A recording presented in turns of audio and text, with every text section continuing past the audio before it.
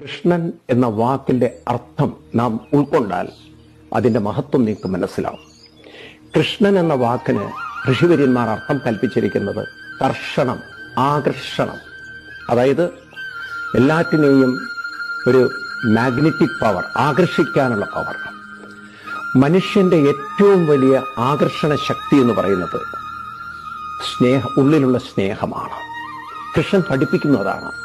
യഥാർത്ഥ സ്നേഹം നാം മനസ്സിലാക്കണം.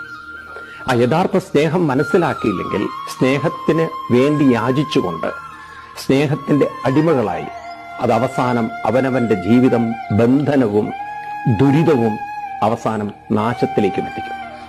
അതുകൊണ്ട് യഥാർത്ഥ സ്നേഹം എന്ന് പറയുന്നത്, കൃഷ്ണൻ പറയുന്നത്, അവനവനെ ഉയർത്താനുള്ള മനോബലം, ആത്മശക്തി, ഇതാണ് യഥാർത്ഥ സ്നേഹം.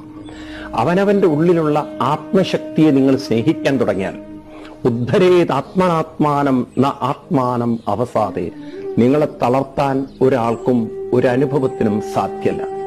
ഇതാണ് ഏറ്റവും വലിയ മനസ്സിന് നൽകാവുന്ന കൗൺസിലിംഗ്.